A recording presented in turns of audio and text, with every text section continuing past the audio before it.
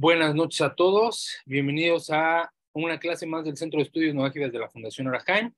Hoy nos encontramos ya en el día domingo 23 de abril del 2023 y estamos comenzando el 12º principio de fe de Maimónides. Ya estamos entrando a la recta final del estudio, estamos entrando a los últimos ya, no sé, 2-3 semanas, casi mes de clases que vamos a tener de este curso, para poder decir que hemos estudiado de manera ordenada y concatenada las bases del monoteísmo. Hemos construido un edificio pilar por pilar, cimiento por cimiento, y hoy estamos a punto de poner un pilar más, que es el principio número 12, que es fundamental para la fe monoteísta, para la persona que se está introduciendo en el monoteísmo de la Torá y que desea tener una proximidad con el Creador desde la perspectiva del monoteísmo que enseña el judaísmo y las enseñanzas toránicas. Hoy iniciamos el principio número 12 que habla sobre el Mashiach, la era mesiánica. Este principio número 12 es un principio que genera alta expectativa alrededor de muchas personas y principalmente de aquellas que vienen saliendo de una doctrina como cristiana y que el papel del Mesías es un papel medular para la creencia del individuo. Es indispensable el tema del Mesías para el cristiano, porque funge como piedra angular de toda su doctrina, lo vincula directamente con el Creador y lo justifica para alcanzar las bondades y la recompensa que Dios tiene aguardadores a ellos, según su doctrina. Por lo tanto, es de que muchos de ustedes, cuando ingresaron al mundo del monoteísmo, con suerte este tema del Mesías les genera mucho ruido porque decían, ¿cómo es posible que los judíos no acepten a Jesús como su Mesías? ¿Cómo es posible que lo hayan desechado y que por eso están como están? Y muchos tenían o teníamos esa idea cuando entramos al mundo del monoteísmo, pero ya después de un año de estar estudiando los principios de fe, nos hemos dado ya cuenta, tenemos un vocabulario bastante amplio, un acervo bastante amplio, ya unas bases bastante cimentadas de todo lo que tiene que ver con el verdadero monoteísmo de la Torá. Y ahora vamos a desencriptar y vamos a estudiar a profundidad desde la perspectiva del judaísmo, ¿qué con el tema del Mesías? ¿Qué con el tema del Mashiach? ¿Qué quiere decir esto del Mesías? ¿Qué relevancia tiene para el pueblo judío? ¿Cuál es la era mesiánica? ¿Qué debemos esperar los no judíos de la era mesiánica? ¿Nosotros lo estamos esperando? ¿Deberíamos de esperarlo? ¿Por qué deberíamos de creer en que va a venir un Mesías si es únicamente para el pueblo judío? ¿Cuál es la razón de que yo me encuentre en este momento estudiando este principio? ¿Está dirigido para mí o solamente es para el pueblo judío? Bueno, todas estas preguntas vamos con ayuda del cielo a tratar de darles respuesta en las próximas clases, abordando a profundidad el tema del Mashiach. Y dice así, principio número 12, yo tengo la convicción certera de que el Creador, bendito sea su nombre, enviará al Mashiach, y yo debo de aguardarle pacientemente todos los días de mi vida. Yo tengo la convicción certera de que el Creador, bendito sea su nombre, enviará a Mashiach, al Mesías, y aunque se demore, yo debo de aguardarle todos los días de mi vida. ¿Qué es esto del Mashiach para el monoteísmo de la Torá? Bueno, en realidad, como todo en el mundo monoteísta, existen leyes. Y estas leyes regulan y explican de manera completa cada uno de los aspectos de la vida del monoteísta y por añadidura, más bien de la vida del judío y por añadidura de la vida del no judío. Por lo tanto, cuando nosotros empezamos a hablar del tema del Mashiach, no es un tema que esté vinculado en ninguna manera con el Mesías cristiano o el Mesías católico, apostólico y romano de otras doctrinas. No tiene absolutamente nada que ver con el Mesías de esas religiones. Lo primero que tenemos que hacer es tomar eso que ya habíamos aprendido en otras religiones y desecharlo completamente, porque nada de lo que vamos a ver en este momento tiene un punto de encuentro o aproximación alguna con lo que las otras religiones conciben como Mesías. Primero, vamos a dar una revisión general a qué es lo que el cristianismo en general utiliza o describe como el Mesías. El Mesías para el cristianismo en general describe a un personaje que es hijo de Dios, que tiene la función de interceder por los pecados de la persona, de ser intermediario entre la persona y Dios, de absolver de culpa a todo el mundo por un sacrificio físico, por un asesinato, literalmente, por una expiación a través de sangre, para hacer elevar a la persona y convertirla en digna del amor de Dios. Básicamente, y en términos generales, denme un minuto, así, y en términos generales, eso es lo que el cristiano apostólico y romano, católico, consideran que es el Mesías.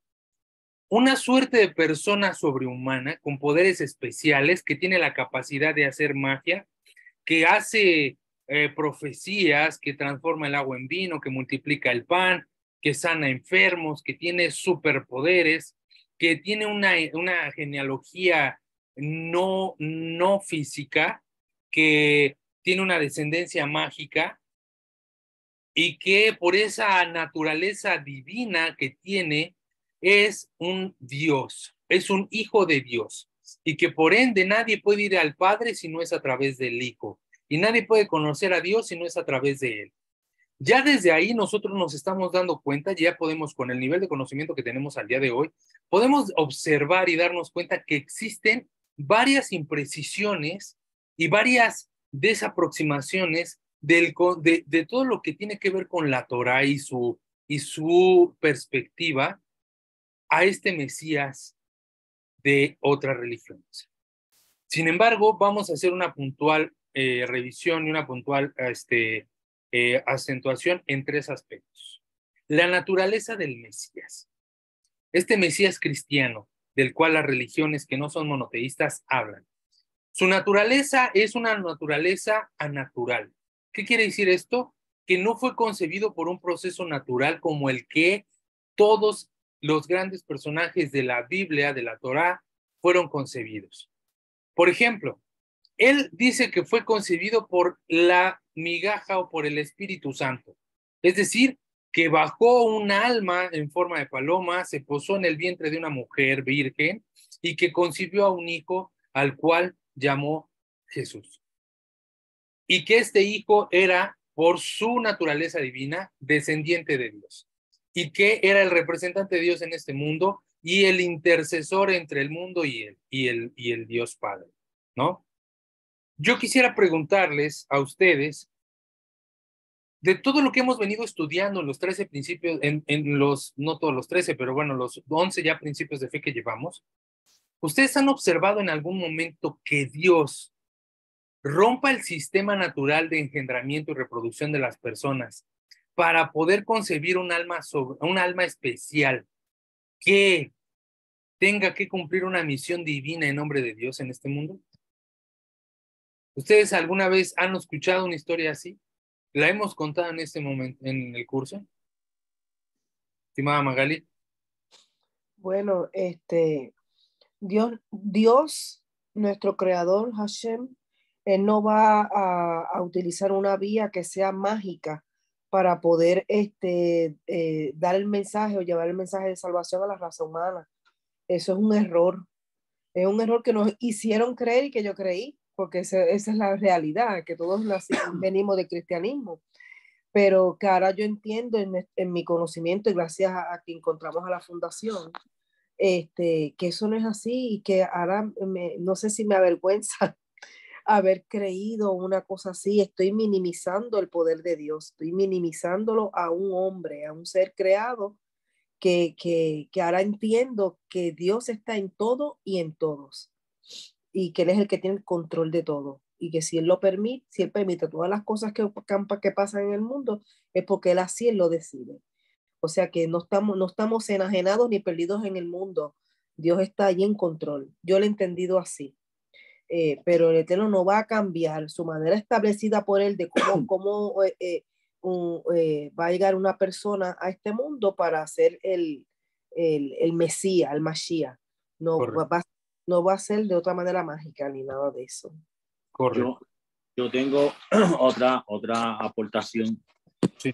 Yo, pues obviamente, mucho antes de la pandemia, que llegara la pandemia, yo no sé si Maggie le había comentado, nosotros estábamos en las raíces hebreas.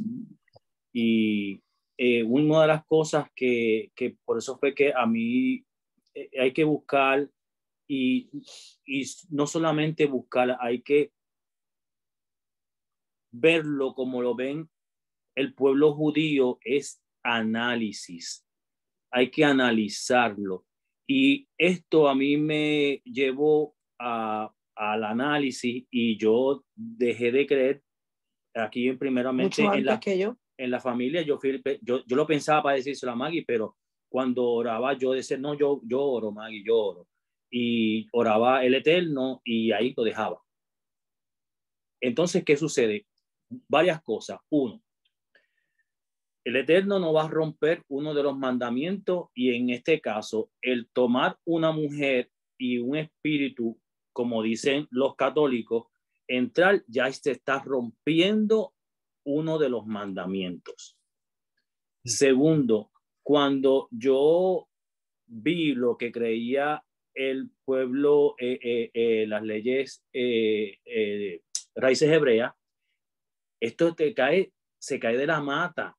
Se cae de la mata de que ellos piensen que, voy a hablarlo con un nombre, que Jesús iba a bajar del cielo, va a ser el Mesías, va a ser el sumo sacerdote y va a ser el gobernante. Óyeme, Israel, ni en el mundo real un presidente de un banco puede ser el presidente de la junta de directores. No puede hacer las tres cosas a la misma vez. Eso jamás va a poder ser. Por tanto, si la Torá, si el mundo entero, óyeme, el mundo entero, el gobierno de Estados Unidos, los bancos se dirigen, si tú te pones a analizar, se dirigen como la Torá. Cada cual tiene una posición. Por tanto, el Mesías que viene, el Mesías que está esperando el pueblo de Israel, va a ser un gobernante. Óyeme, pero el sumo sacerdote va a ser un levita. Correcto. No va a ser otro que no sea levita.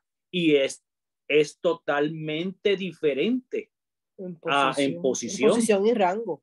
Posición y rango. Esto no puede ser. Óyeme, el cielo, el gobierno de Hashem está tan estructurado que el ángel de la muerte es el que te viene a buscar, no viene perencejo, no, mándate a... No, ese es el que está designado. Correcto. El ángel de la muerte, ese es el que está designado y está organizado. Exactamente, justo lo que acaba de mencionar los dos. Esto rompe con todo el orden establecido que Hashem muestra en su sistema de trabajo en la Torá. Nada en este mundo ha sido creado de una manera mágica, si bien todo puede ser considerado un milagro, pero todo tiene un orden y un sistema. Dios es ordenador y nunca, ni siquiera para poder engendrar el alma de el profeta, de todos los profetas para el pueblo judío que fue Moshe, rompió las leyes de la naturaleza para poder engendrar al alma de Moshe. Ese es un aspecto importante. Estimado Jorge, tienes la mano levantada. Perdóname, y otra cosa que te iba a mencionar. Abraham tenía 90 y pico años y Sara también. No lo vino a embarazar a Sara un ángel, la embarazó Abraham. Sí, exactamente. Muy buena observación. Perfecto. Estimado Jorge, adelante. ¿Qué más? Saludos a todos. Tomando el ejemplo de nuestro compañero Sara y Abraham, quisiera también dar un aporte aquí, yo pensando con lo que había dicho al comienzo de la clase, y es que también si miramos el origen del monoteísmo que comienza con Abraham, y Sara, nos damos cuenta que cuando él va a sacrificar a su hijo, lo primero que Dios le dice es que él no quiere sacrificios humanos. Y entonces, porque el cristianismo sí se basa en que si Dios le prohibió eso a Abraham, ¿por qué lo hace con su único hijo? Siento que ahí de un solo se cae todo ese argumento o todo ese pensamiento cristiano de que Jesús era el Mesías. Porque Dios no se contradice y enseguida como que bueno, pero entonces ¿por qué Abraham no le permitió sacrificar a su hijo para demostrar que él era fiel y que él lo amaba? Muy ¿Acaso bien. Dios no lo va a hacer de otra cosa, de otra manera?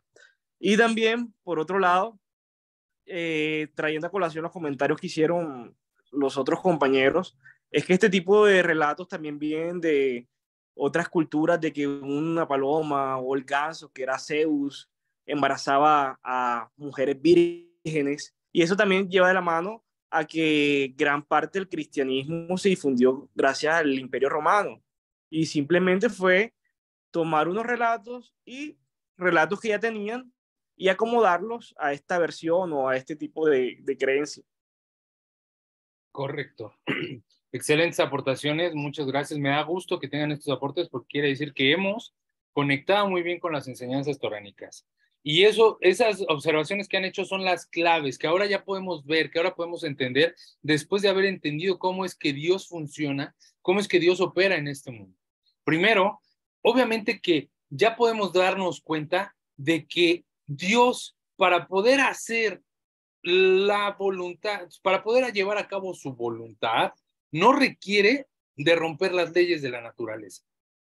Él se circunscribe de el sistema operativo que tiene en la naturaleza para poder cumplir su voluntad, ¿no? Para poder cumplir lo que él realmente quiere hacer. Y ha mostrado eso a lo largo de la historia. Nunca engendró a ninguno de sus profetas de una manera milagrosa. Moshe Rabenu no fue engendrado por el Espíritu Santo, ni su madre quedó premiada por un acto de milagro. Él, como todo ser humano, vino a este mundo. El ejemplo que decían de Abraham y Sara, exactamente el mismo. A pesar de ser personas adultas, Abraham embarazó a Sara. Nunca Dios actuó de manera milagrosa para poder embarazar a Sara, para poder traer a Isaac a este mundo. Por lo tanto, ahí tendríamos que preguntarnos, ¿cuál es la naturaleza de este Mesías de las doctrinas no monoteístas? Verdaderamente, su naturaleza es una naturaleza pagana, no es una naturaleza con base a los lineamientos y concepciones del monoteísmo de la Torá. Otra cosa que también mencionaron es muy cierta. Todo opera con base a un sistema y un ordenamiento y cada persona tiene un rol y cada persona tiene una actividad y una gestión que hacer. Y no se puede interponer uno delante del otro. Por lo tanto, este supuesto Mesías que iba a ser un todólogo, que iba a venir a gobernar, que iba a venir a ser el sumo sacerdote, que iba a venir a restaurar el templo, no es el Mesías, el Mashiach de la Torah. No tiene nada que ver con el Mashiach de la Torah. ¿Por qué? Porque ya tiene estos dos aspectos que rompen con los requisitos, no con los requisitos, mejor dicho, que rompen con la lógica y la perspectiva monoteísta, que ya hemos visto que durante este año de clases, que no es nada mágico, que no es nada sobrenatural, que no se trata de algo que tenga yo que creer de una manera ciega, sino que lo hemos venido comprobando con un pensamiento lógico, racional, a través de las clases, a través del discernimiento y el estudio constante. Por lo tanto, ya desde ahí nos hace causar ruido. Este Mesías del cual nos hemos enterado nosotros en otras doctrinas, no es el Mesías de la Torá, no es el Mesías que el pueblo judío está esperando. Ahora, otro de los aspectos, el tercer aspecto que también es importante tocar, es el tema de interceder por el individuo para la expiación de sus faltas. Este es un asunto medular, porque veníamos apenas de haber tratado el principio número 11 que habla del libre albedrío, y ahí aprendimos que todas las personas tienen la capacidad de ¿qué? de elegir, que todo ser humano tiene la capacidad de poder elegir, tiene la capacidad de elección, por lo tanto, no es incapaz de corregir su camino. Y en el cristianismo y en las doctrinas no monoteístas, consideran al ser humano como una persona por naturaleza pecadora, que es incapaz de corregirse a sí mismo y que por ello requiere la intercesión de un ser divino que venga y le ayude a mejorar o a limpiar o a expiar sus faltas, las cuales se encuentran totalmente al alcance de la mano de cada individuo en corregir.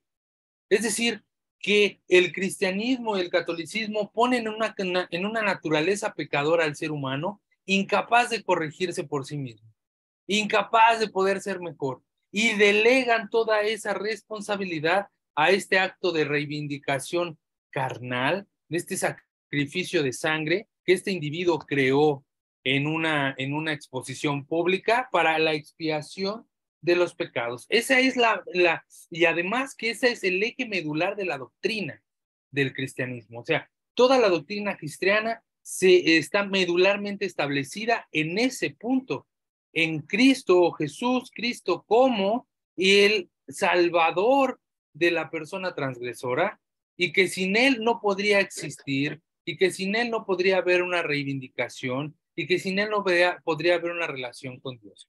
Se vuelve el eje medular, se vuelve el principio de principios. Y para el monoteísmo de la Torá, el Mashiach es solamente uno de 13. Es uno de 13 y ni siquiera es el más importante, porque no se encuentra dentro de los primeros, se encuentra ya dentro de los últimos. Tampoco es el que sea el de mayor importancia, es uno de 13 principios, lo cual viene a resignificar que para el monoteísmo de la Torá no es medular, no es central, no es pilar de doctrina el Mashiach.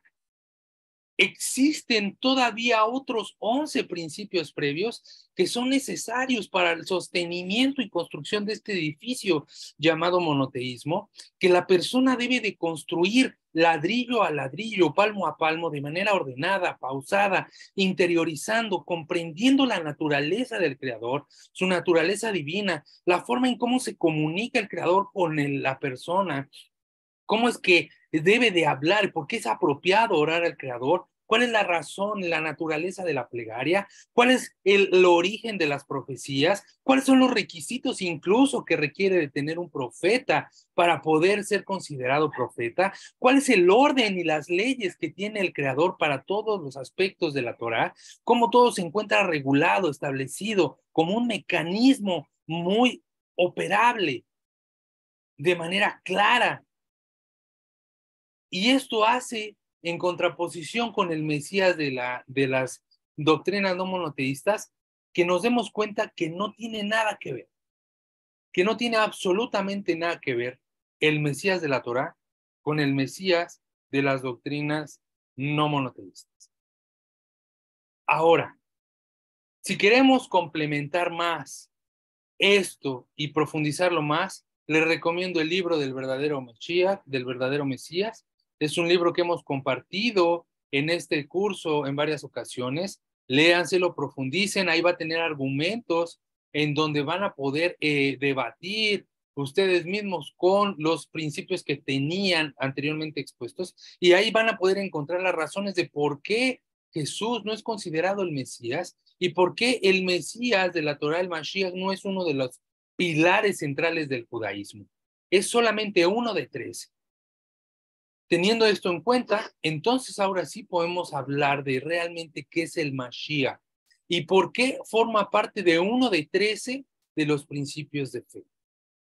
Primero hay que comprender que el Mesías, el Mashiach, para la Torá, no es más que un presidente. ¿Para quién? Para el pueblo judío. El Mashiach de la Torá es un presidente, un gobernante, un director ejecutivo de una nación llamada el pueblo judío, el pueblo de Israel, que va a representar de manera mundial los intereses globales de una nación. que va a ser avalado por toda una nación y que va a lograr llevar a la práctica al 100% del pueblo judío de su judaísmo. El Mashiach de la Torá está dirigido para el pueblo judío y es un presidente, no es un superhéroe, no tiene que convertir el pan no tiene que multiplicar el pan y convertir el agua en vino, ni tiene que curar enfermos, no tiene que ser profeta. Él debe de ser un líder para una nación. No tiene que ser un maestro, porque un maestro convence y un líder lo sigue. Y eso es distinto. Yo, por ejemplo, puedo ser un maestro para ustedes. Yo, por ejemplo, puedo convencerlos de algo, puedo persuadirlos de algo. Pero el líder dice, vamos a hacer esto y se hace, y lo siguen. Tienen la convicción de seguirlo. No tiene que convencer a nadie, no tiene que estar cabildeando a nadie, no tiene que rogarle a nadie. El líder decide, dirige y se actúa y todo el pueblo le sigue. Por lo tanto, no es un maestro como lo ejemplifican o lo ponen otras doctrinas. Para nada es un maestro, es un líder político religioso que va a venir a restaurar la tierra de Israel bíblica, el territorio de Israel bíblico, el cual actualmente no se encuentra ocupado, el cual actualmente todavía se encuentra parcialmente ocupado por otras naciones que no son la del pueblo judío. Por lo tanto, el Mashiach de la Torá tiene una función primeramente política. ¿Política para qué? Para el pueblo de Israel. Tiene que ser un presidente, o lo que en la antigüedad se decía un rey. Pero este rey tenía una función de ser el director de un poder ejecutivo. Como bien lo decían ahí mi estimada Magali y su esposo, no va a ser juez y parte. Él va a ser el presidente del poder ejecutivo, pero también existe un poder judicial, que es el Sanedrín, y también existe un poder religioso, que van a ser los Cohen, y también va a existir el poder de los profetas, que existía en su tiempo. Cuando nosotros estudiamos la estructura política, no, cuando nosotros estudiamos las leyes de los profetas, estudiamos el principio de los profetas, el principio número 6, 7, estuvimos detallando de manera precisa cuál era la configuración política, el sistema político, el sistema de gobierno del pueblo de Israel en la época de la Torá.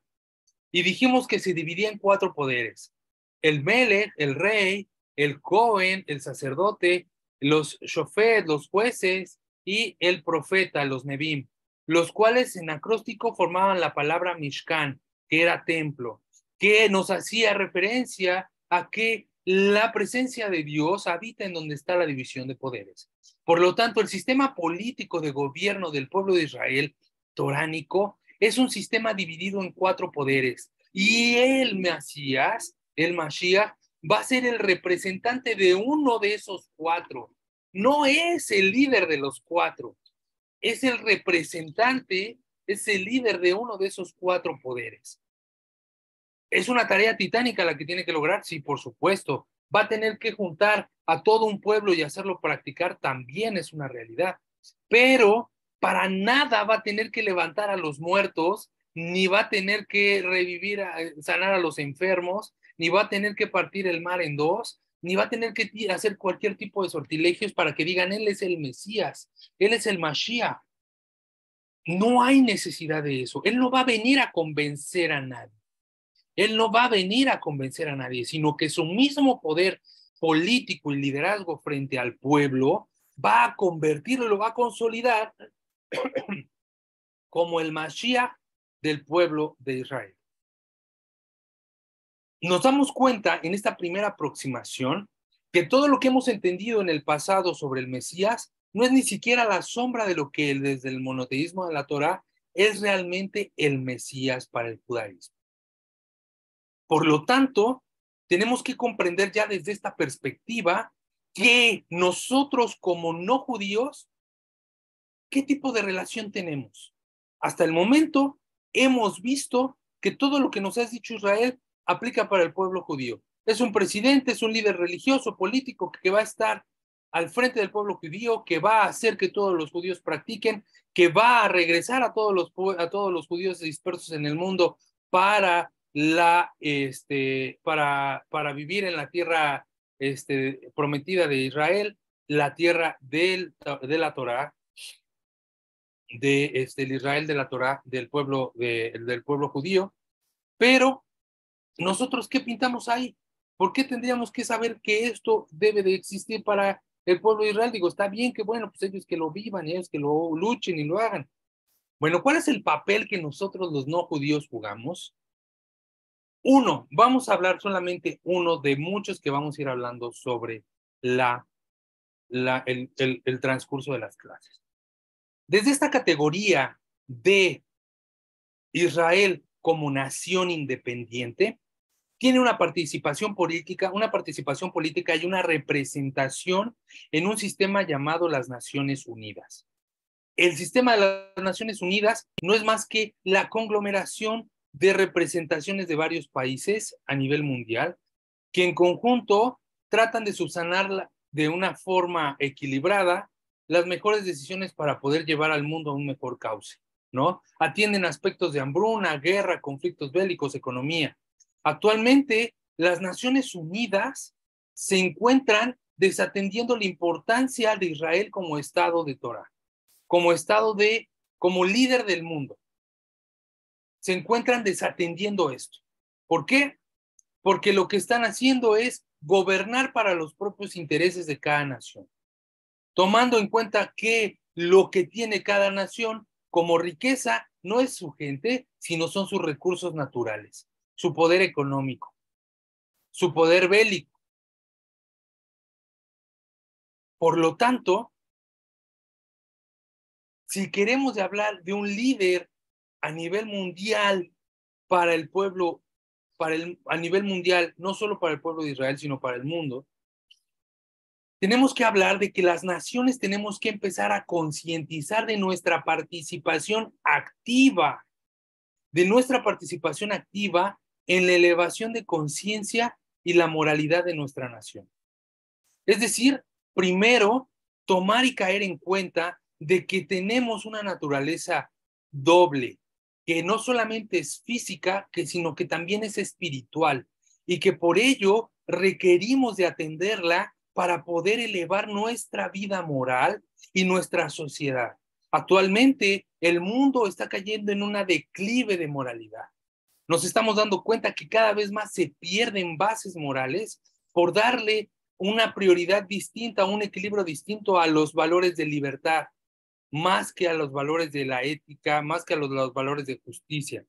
Prefiero yo ser libre antes de ser, prefiero yo estar libre antes de ser, de vender mi integridad moral, ¿no? Es decir, quiero tener la libertad de expresarme y de decir lo que yo quiera, aunque lo que yo diga y lo que yo quiera sean puras estupideces.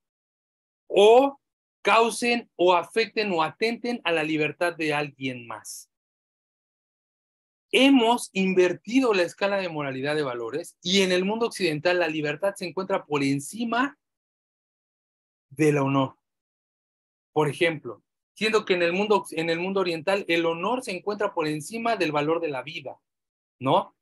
Prefiero perder la vida antes de perder mi honor en el mundo oriental. Y aquí, en el mundo occidental, prefiero perder la vida antes de perder mi libertad. ¿Mi libertad de qué? De esa necesidad de querer expresarme, pero sin estar consciente de cuál es la responsabilidad o cuál es el verdadero significado de libertad.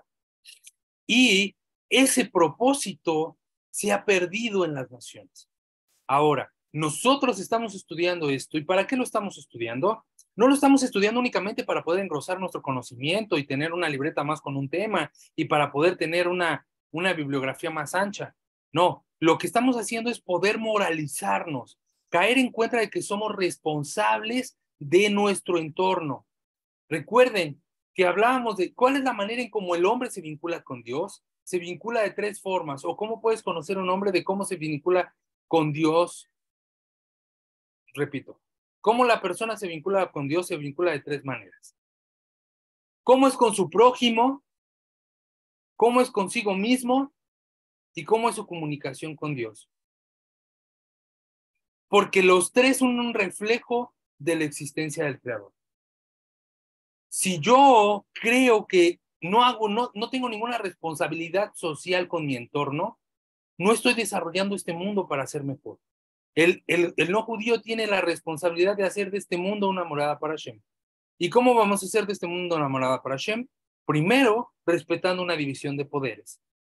Si yo quiero hacer del mundo una morada para Hashem, tengo que saber que el Mishkan es el lugar donde posaba la presencia divina y que el Mishkan es el acróstico de la división de poderes del pueblo de Israel.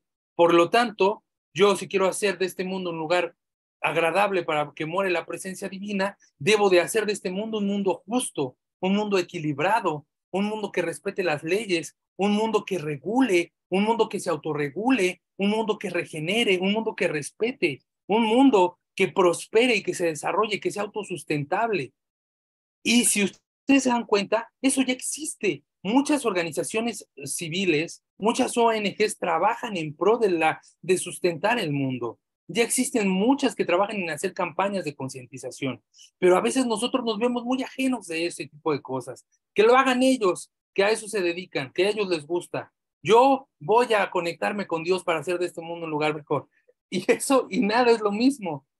Si tú no llevas a la práctica lo que estás aprendiendo, si tú no llevas a la práctica esto que tú estás estudiando, no vas a cambiar al mundo.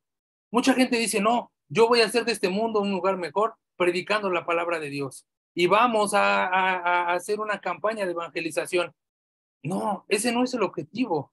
El objetivo es justamente desarrollar más instituciones, más organismos, más mecanismos que ayuden a mejorar tu entorno. Si ustedes sabían que si ven algo en el mundo que está mal, es porque Dios lo ha puesto ahí para que tú lo corrijas. Si tú ves algo en el mundo que está mal, es porque Dios lo ha puesto ahí para que tú lo corrijas. Si tú ves que alguien más no se da cuenta, que alguien más no lo ve, es porque se ha puesto ahí para que tú hagas algo por él. Y si tú eres omiso y si tú no lo haces, entonces vas a estar esperando a que alguien más lo haga. Y eso no es a lo que Dios te mandó al mundo. Dios te mandó al mundo a hacer de este mundo un lugar mejor. Por lo tanto, tienes que ser consciente de que debes de moralizar, debes de hacerte responsable de esta sociedad de un nivel muy personal y tratar de hacer de tu entorno un lugar mejor. Jorge, adelante. Sí, eso, digamos, o sea, yo a lo largo de mi desarrollo, digamos, espiritual, traté de buscar diferentes religiones, católicos, cristianos, evangélicos, mormones, testigos de Jehová, y muchos de ellos como que quieren darle esa responsabilidad a otros. Digamos, por ejemplo, los testigos de Jehová, digamos, no sé cómo sean en otras partes, pero me imagino que todos manejan la misma doctrina. Ellos no votan ni toman ningún tipo de decisiones en temas políticos, porque según lo que ellos dicen, Dios no está en la política y bueno, tienen sus creencias y que les impiden votar. Y entonces, ¿cómo quieres cambiar una sociedad? ¿Cómo quieres cambiar tu mundo? ¿Cómo quieres cambiar tu entorno? ¿O cómo quieres que las cosas sean diferentes si no estás haciendo nada para cambiarlo? De hecho, le estás delegando una responsabilidad muy, muy importante a otro, que al final del día, si tú no peleas por lo tuyo, te pueden perseguir como han pasado de pronto en otras épocas.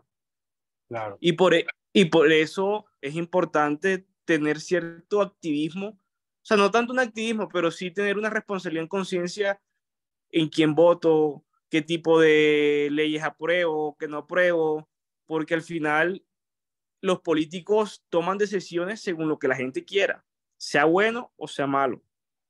Correcto. De hecho, hay una frase muy cierta que dicen que un pueblo es, el gobierno de un pueblo es lo que representa al pueblo. ¿Qué quiere decir esto? Que es lo que el pueblo se merece. Creo que lo dije mal. Voy a buscar bien la frase y se los voy a decir.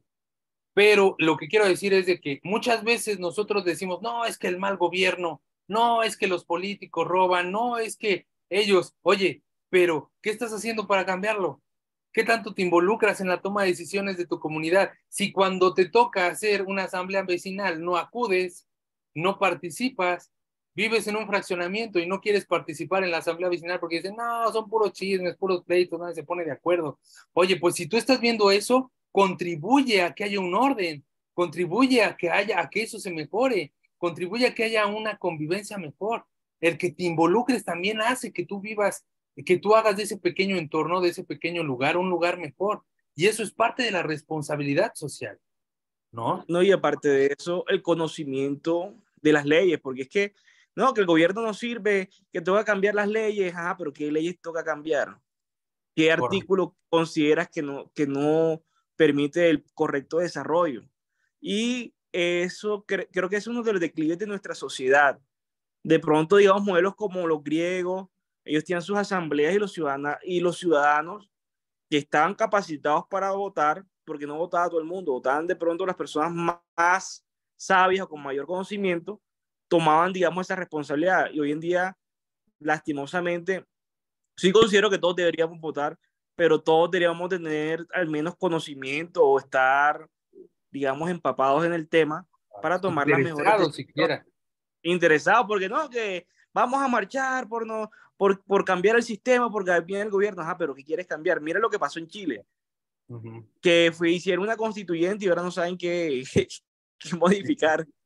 Exactamente, justamente eso, o sea, es muy común que pase ese tipo de cosas, ¿no? Yo, por ejemplo, les voy a ser muy honestos, yo en mi juventud cuando estaba en la carrera, yo hablaba y era de los que marchaba y salía a protestar por todo, y el mal gobierno, y que muere el mal gobierno, y abajo el opresor, y esas consignas que se vuelven ya como clichés, en las cuales te dicen, bueno, ¿y con qué estás en desacuerdo? No, pues estoy en desacuerdo en todo, o sea, pero entonces nada funciona, no, nada funciona. Pero entonces, ¿tú qué propones? Pues que se muera el mal gobierno, el pueblo opresor, y no sales del mismo. Pero en realidad tienes que caer en cuenta de que esos son sistemas que no van a prosperar si en realidad tú no propones un cambio, si en realidad no te comprometes, ¿no? Por lo tanto, para que nosotros podamos elevar de conciencia a nuestra sociedad, moralizarla, tenemos que responsabilizarnos. Ya me pusieron aquí la frase, muchas gracias, estimada Erika. Cada pueblo tiene el gobierno que se merece. Es correcto. Cada pueblo tiene el gobierno que se merece. ¿Por qué? Porque es el gobierno que cada uno ha forjado conforme a sus decisiones, conforme a su apatía, conforme a su desinterés, ¿no? Ahora, es buena la participación, el conflicto está bien, dentro de, obviamente, el límite del respeto, pero siempre es bueno tener contrapesos. No esperes que todo el mundo piense como tú, porque entonces todo el mundo se va a ir a un barranco. Siempre debe de haber alguien que diga, no, oye, hay que irnos con el lado contrario, tiene que haber contrapesos. ¿Para qué? Para que podamos regularnos, para que podamos mediarnos, estimada Magali. Soy yo, Israel. Dos puntos que quería comentar de los que comentaste y en cuanto a las leyes. Ahora mismo, si no lo sabían, pues la mujer en la nación americana y tanto pues nosotros, Puerto Rico, se rige por las leyes de Estados Unidos. La mujer tiene derechos igual que el hombre y eso se debe, como mencionaste del pueblo de Israel, quiero mencionarte varias cosas. Eso se debe a que congresistas judíos y senadores judíos apelaron para que la mujer tuviera derechos, porque en Israel la mujer tiene derechos igual que el hombre. Y no se sabe si hasta más que el mismo hombre. Y cambiaron las leyes porque definitivamente había militancia. ¿Qué sucede? Cuando mencionamos a Israel en la actualidad es poderoso porque, uno, lo estamos viendo ahora, postea las cosas por YouTube, por Google, porque el dueño de Google, de Facebook, son judíos. Nosotros hacemos las cosas en el banco y nos dejamos llevar por lo de Wall Street y base a la página de Bloomberg. Y Bloomberg, judío, ¿sabes? Cuando venimos a ver si hay poder, óyeme, tenemos un dron. ¿Quién inventó el dron? El dron lo inventó Israel. el avión que es sin tripulante, que se usa para la guerra, se construyó en Israel, se le vendió a Estados Unidos, pero Israel es la clave fundamental que ya tiene poder desde hace muchos años, muchos años. Y si hablamos de espionaje, el Mossad es el más poderoso en sistemas de investigación secreto. Sí hay poder y ellos tienen un poder y poco a poco eso está haciendo un engranaje. Y esto adelanta, acelera que el Mesías pueda, cuando venga y se pueda estructurar todo esto, ¿dónde va a apuntar todo? Israel. Y todo se va a dirigir a que las naciones, pues, se pueda dirigir, cada cual tendrá un líder, porque eso no va a cambiar. Claro. Cada cual tendrá un líder, pero va a haber una base fundamental con el pueblo de Israel. Y ya lo Claro. estamos viendo en Hollywood, el 90%, 95% de Hollywood lo controlan los judíos. Óyeme, no podemos tapar el cielo con la mano. Hay buenos y hay malos, como todos los países. Claro. Hay buenos y hay malos. Que, pues, dueños de la pornografía también son los judíos. Mira, no podemos tapar el cielo con la mano. Pero el Eterno hizo una promesa. Todo lo que tocasen prosperará. Y lo malo, pues prosperan. Pero, sí, claro. Pero, ¿saben cuál es el tema aquí? Que justamente, y esto es algo que es importante ver, que el judío prospera en todo lo que hace. ¿Por qué prospera en todo lo que hace? Pónganse a ver nada más esto. El Estado de Israel, como el Estado democrático, el Estado político de Israel, tiene apenas 70 años de existencia. 70 años de existencia. Y ustedes van a Israel. Mi estimado Alberto hoy no se conectó a la clase, pero me hubiera gustado que él nos hubiera dado su experiencia, que ya fue a Israel, que estuvo allá, y que nos dijera cómo está el orden, cómo están los sistemas, los servicios de salud, cuáles son los servicios de transporte público, cuál es el ordenamiento, la seguridad, todo su sistema militar, todo en 70 años. Es porque es un pueblo ordenado, es porque es un pueblo que tiene la capacidad de construir, es porque tiene una sabiduría. Y no es por idolatrar. Yo la verdad es que soy de los primeros que no digo, ay, que hay que alabar al pueblo de Israel solo porque es el pueblo de Israel. La verdad es que no. Yo soy de los primeros que no. Pero admiro mucho el desarrollo económico y político que tiene la nación de Israel, el Estado democrático, que han logrado hasta el momento. Es un ejemplo. Y por lo tanto, es importante que nosotros también repliquemos eso. Muchas veces nosotros queremos replicar al pueblo judío en la práctica, queremos utilizar kippah, queremos hacer Shabbat, queremos celebrar Pesach, pero en lo básico que es en la Sedaká, en el desarrollar instrumentaciones que permitan que nuestra comunidad tenga un desarrollo, no lo hacemos. Ustedes sabían que en las comunidades judías, todas las comunidades judías tienen un fondo económico para la educación privada de sus hijos. O sea, todas las personas dentro de una comunidad tienen que aportar económicamente a un fondo para el colegio, para la educación privada de sus hijos. Y tienen la mejor educación y tienen los mejores servicios, pero porque todos están de acuerdo en aportar en esa manera. Tienen una obligación de ayudar también al de su pueblo cuando esté en necesidad y le extienden la mano. Y no es como, ay, es que nada más traigo 5 pesos de cambio, viejo, con eso te ayudo. No, ellos se preparan, crean instituciones, crean fondos para poder ayudar a las personas que se encuentran en condición de calle y cumplir con esa mitzvah. Entonces, ¿por qué nosotros no podemos pensar en hacer cosas similares? ¿Por qué todo lo contrario? Incluso es algo cultural en América Latina. A veces pasa que ves que alguien prospera y dices, híjole, seguro es porque ya transó, es porque ya robó, seguro porque se apalabró, seguro porque hizo sus business por debajo del agua. Lejos de creer que las cosas se pueden conseguir de una manera honesta, empezamos a descalificar el éxito de los demás. Entonces, eso es lo que tenemos que cambiar. Eso es a lo que debemos de admirar y eso es lo que debemos de reproducir. Si nosotros estamos viendo algo que se encuentra mal en nuestra comunidad, debemos de atenderlo, debemos de organizarlo, debemos de ver, ok, nadie lo atiende, nadie lo hace, yo lo voy a hacer. Yo voy a ver de qué manera puedo hacer, trabajarlo para que podamos mejorar, para que podamos desarrollar algo y que con eso de alguna manera podamos hacer nuestro entorno, nuestro microcosmos un lugar mejor. Jorge, contigo termino la última participación. No había terminado. Mencionaste algo sobre la seguridad. Mi nena está de gerente de recursos humanos en una compañía que es una farmacéutica, no voy a mencionar el nombre, pero tiene en Estados Unidos, tiene en Puerto Rico, tiene en Alemania, Francia e Israel. El jefe de ella, que es alemán, le dice que donde más seguro, vive en Alemania y está en Alemania, dice, donde más seguro me sentí fue en Israel. Para que vea.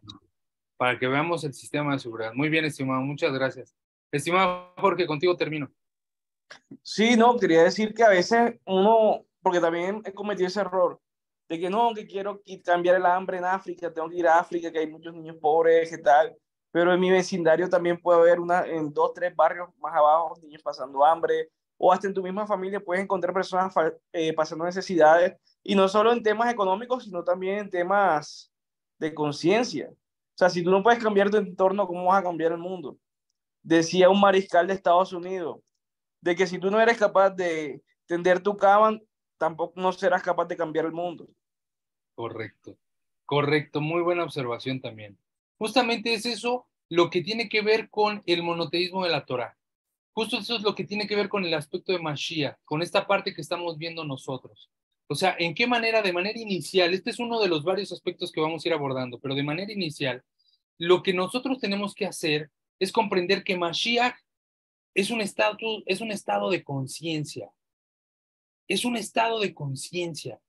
Es elevar nuestra conciencia a la responsabilidad social que todo ser humano tiene solo por el simple hecho de vivir en este mundo. Porque Hashem creó este mundo para que el ser humano lo desarrolle. Y regularmente pensamos que tengo que hacerlo de manera individual. No, somos la suma de una gran colectividad. Estamos interconectados de una manera más íntima de lo que te imaginas. Y mis acciones y las decisiones que yo tomo hoy repercuten en China, repercuten en el otro lado del mundo. ¿Por qué? Porque hay un vínculo, hay una interconexión que existe entre nosotros. No estamos desconectados. Y eso es el mensaje universal de la Torá. Comprender que la persona neomonoteísta no es aquella que dice soy noágida. No, la persona neomonoteísta es aquella que ve a todo el mundo como el orden y el lugar que Dios le dio para mejorar, independientemente de que sean cristianos, católicos, musulmanes, pentecostales, la religión que tú quieras. Todos somos parte del todo y cada una de las formas de ver el mundo de cada una de las personas también es una expresión de Dios, también es una manifestación de la voluntad de Dios, también es una forma en cómo Dios percibe el mundo, como las personas perciben el mundo. Entonces es muy importante que nosotros no segmentemos ni segreguemos, que no nos pongamos etiquetas y decir, ay, sí voy a trabajar con una comunidad únicamente porque todos son monoteístas. No. Trabaja con tu barrio, trabaja con el que le va a la América, con el que le va a las Chivas, trabaja con el que es de derecha, con el que es de izquierda, trabaja con aquel que es homosexual, con aquel que es transexual, trabaja con todos, porque todos son una expresión distinta de la voluntad de Dios. Y eso es un elevar de conciencia. Si nosotros nos empezamos a segmentar y a dividir, no vamos a poder realmente hacer nada. Ese es el primer paso que tendríamos que dar como noágidas. Dejar de segmentar y dividir. Recuerden, esto es una frase que yo les quiero comunicar. En la pluralidad se encuentra la unicidad. En la pluralidad se encuentra la unicidad. En todo este mundo tan plural que vemos, lo vemos plural solamente porque tenemos la incapacidad de poder observar realmente la unicidad de Dios. Todo lo que existe en este mundo, con sus matices, con sus claroscuros, con sus bellos y sus malos momentos, no es más que la misma voluntad del Creador manifestada en todo momento. Por lo tanto, tenemos que rebasar el concepto idolátrico y dejar de pensar en hacer de esto una doctrina. Yo se los digo como compañero de estudio, como amigo, como maestro. No nos quedemos en el tema de yo estoy estudiando el judaísmo y por eso solamente me voy a juntar con aquellos que son monoteístas. No, amigos, tenemos que salir a vincularnos con el mundo entero, con todos aquellos que piensan distinto, porque esas también son expresiones de Dios. Y eso es la forma en cómo vamos a elevar la conciencia del mundo. Por ahí se empieza, como dice la estimada Belkis, arreglando la cama. Muy bien, perfecto. Esta es la primera aproximación a lo que es el Mashiach de la Torá. Espero que esta clase la podamos reflexionar todavía más, la podamos interiorizar más y que vayamos ordenando nuestro pensamiento. Ya de entrada nos dimos cuenta que no tiene nada que ver con lo que habíamos aprendido en otras doctrinas, sino que esto tiene otro sentido. Por lo menos ahorita vimos el aspecto social para el noágida, para el neomonoteísta, y para la próxima clase ya vamos a entrar propiamente en lo que son las leyes de la Torá para el Mashiach. ¿De acuerdo? Yo les agradezco mucho que hayamos tenido esta comunicación, este enlace. Como siempre, me encanta tener la participación de ustedes cada domingo. Me encanta que todos estemos juntos. Les deseo que tengan un excelente inicio de semana, que los que están enfermos se mejoren, que Hashem les multiplique en bendiciones y que todos podamos vernos el próximo domingo. Muchísimas gracias a todos. Gracias. Gracias, Israel. Muchas gracias. Muchas gracias. A todos. Hasta luego.